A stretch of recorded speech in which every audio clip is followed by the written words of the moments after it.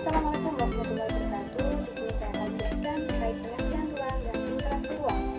Rumah, halaman terbuka, swalayan, toko buku, mainan, dan juga butik, di mana keempat gambar ini dikategorikan sebagai ruang. Maka kita simpulkan bahwasannya apa yang dimaksud dengan ruang. Ruang merupakan tempat di permukaan bumi, baik secara keseluruhan maupun sebagai yang digunakan oleh makhluk hidup sebagai tempat tinggal. Ruang memiliki arti luas dan sempit. Ruang dalam arti luas merupakan seluruh permukaan bumi yang merupakan lapisan biosfer, di mana lapisan ini merupakan tempat tinggal manusia, tumbuh-tumbuhan, dan juga hewan. Dalam arti sempit, ruang merupakan wilayah yang memiliki batasan-batasan tertentu, baik keadaan alam, sosial, maupun pemerintah. Dari sudut pandang geografis, seluruh permukaan yang menjadi tempat hidup makhluk hidup, baik di dalam, di permukaan maupun di atas permukaan bumi, disebut dengan ruang. Ruang memiliki 3 dimensi, yaitu di dalam bumi, di permukaan bumi, dan di atas permukaan biosfer. Setiap ruang memiliki karakteristik yang berbeda-beda antara satu ruang dengan ruang yang lainnya untuk memenuhi kebutuhan hidup bagi makhluk hidup yang tinggal di dalam ruang tersebut. Contohnya, orang perkotaan membutuhkan sayur mayur dari orang pegunungan. Orang pegunungan membutuhkan ikan dan hasil laut dari orang pantai. Dan dari contoh tersebut dapat dilihat bahwa wilayah yang satu membutuhkan wilayah yang lain. Akhirnya, terciptalah hubungan atau interaksi antar kedua wilayah tersebut. Menurut Binarto, interaksi merupakan suatu proses sifatnya timbal balik yang mempunyai pengaruh terhadap tingkah laku, baik melalui kontak langsung maupun tidak langsung. Interaksi ini bisa terjadi secara langsung maupun tidak langsung. Interaksi melalui kontak langsung terjadi ketika seorang datang ke tempat tujuan dan bertatap muka secara langsung. Sedangkan interaksi tidak langsung biasanya terjadi melalui media elektronik seperti televisi, telepon, dan juga surat menyurat. Seperti apa atau kondisi saling ketergantungan untuk menjadi interaksi antar ruang? Yang pertama, wilayah A. Yang pertama, saling melengkapi wilayah A dan wilayah B, di mana wilayah A memiliki sebagai penghasil sayuran, kemudian ada wilayah B sebagai penghasil ikan, di mana setiap wilayah memiliki suatu penghasilan masing-masing.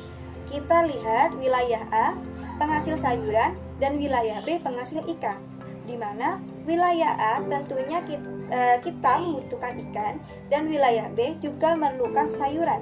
Jika masing-masing memiliki kelebihan ataupun surplus wilayah A dan dilakukan interaksi dengan wilayah B melalui aktivitas perdagangan atau jual beli, inilah yang dikatakan sebagai saling melengkapi. Jadi wilayah A melengkapi kebutuhannya dengan berinteraksi ke wilayah B. Sebaliknya wilayah B untuk memenuhi kebutuhannya sayuran dan membeli ke wilayah A.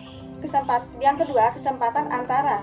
Di sini ada 3 wilayah. Wilayah A, surplus sayuran minus ikan. Sedangkan wilayah B, surplus ikan minus sayuran. Wilayah C, surplus ikan namun minus sayuran. Kita lihat wilayah A membeli ikan ke wilayah B, namun diketahui wilayah C juga penghasil ikan, sehingga wilayah A jaraknya lebih dekat dengan wilayah C. Karena jaraknya lebih dekat dan ongkos transportasinya lebih murah, di mana para masyarakat beralih membeli ikan ke wilayah C. Akibatnya terjadilah interaksi antara wilayah A dan dengan wilayah B melemah. Kondisi ini yang disebut dengan kesepakatan dengan atur atau waktu. Sedangkan yang ketiga, kemudahan transfer, di mana pengakuan barang atau seorang memerlukan biaya, biaya yang terjadi, interaksi tersebut harus lebih rendah dibandingkan dengan keuntungan yang diperoleh. Jika biaya tersebut lebih tinggi dibandingkan dengan keuntungannya, interaksi antar uang tidak akan terjadi karena kegiatan tersebut akan menimbulkan kerugian. Kemudian, kemudahan transfer serta biaya yang diperlukan juga sangat ketergantungan pada ketersediaan infrastruktur, sarana dan prasarana yang menghubungkan dengan asal dan juga tujuan.